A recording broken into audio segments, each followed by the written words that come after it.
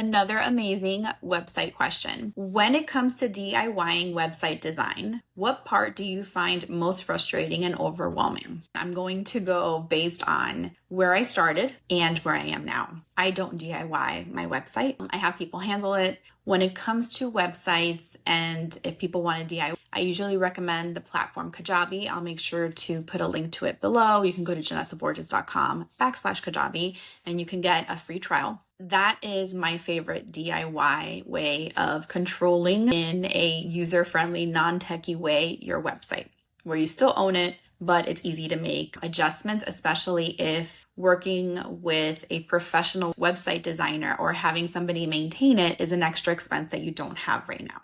That's one thing. The most frustrating and overwhelming part is not knowing what to do, not knowing the coding, not knowing how it's laid out, not knowing what is needed, not knowing what should be on it. Again, I'm thinking when I started, I know at this point what should be needed. If you're creating a free resource or you're creating a newsletter to share tips with potential clients, your ICA and your niche, and it is specific to website design and templates, I would make sure that I would create very basic, almost like a glossary. If it's on YouTube and video, even better, because you can visually show them what that looks like. Again, you're offering to teach people for two reasons. If they want to do it on their own, and people like me, even in the beginning, there were some things that I really feel that you need to find a way to invest in that is worth the investment, and your website is one of them. Your website is your calling card. It is the way to showcase. It's almost like the storefront of your business online,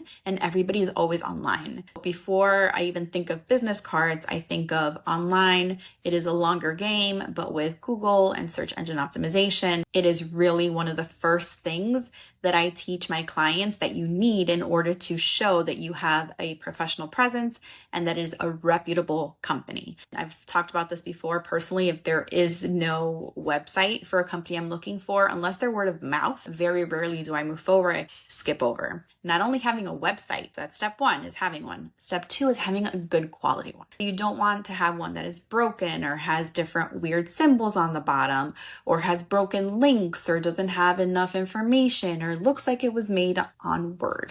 I'm so sorry with the direct news. That's how I am. You need a website and you need to look professional. Now, the most frustrating and overwhelming part, like I said, if you want to give somebody those tips and tools, is teaching them what you need. And I would say that the basics is you need professional picture, a really good URL. People don't know how to purchase their URL. They don't know that there's a difference between a URL and a hosting platform, right? So you want to teach them and give them those skills and those tools. Even if they want to DIY, you'll still be their go-to. A frustrating part, I'm trying to think of before and then now. Again, I guess now is some of the things that people know basically as their strength. I don't know that, right? Because I'm not a website designer. I'm a business owner, but website design is not my specialty. Something else I would offer are what are important things that you need. And I tell people when you're starting off, you really only need like a single rolling page that at least has your business information about you, your pricing, what your specialty is, who you serve, what problem you solve, and how to contact you. That can literally be a single scrolling page. As you grow and you can invest, a blog is great. Resources are great. Once you start developing a suite of services or offers or products, you want to embed that. Essentially organized, strategic, not messy, and cohesive.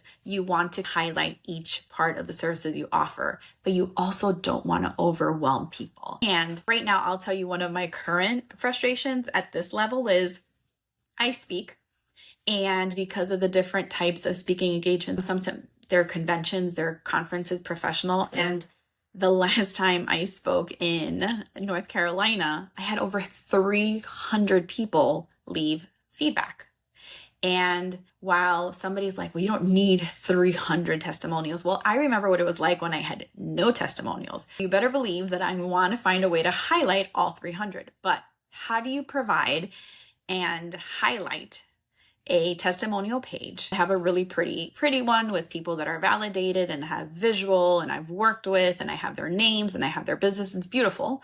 But I also want to highlight all of these 300 testimonials that don't have images and are anonymous. Right now I'm struggling to find a suggestions, an idea visually of how can I still not lose this social proof gold, but still make it look pleasant and pretty without making it look too busy. That is one of the personal current challenges on the part of my website. I hope this helps.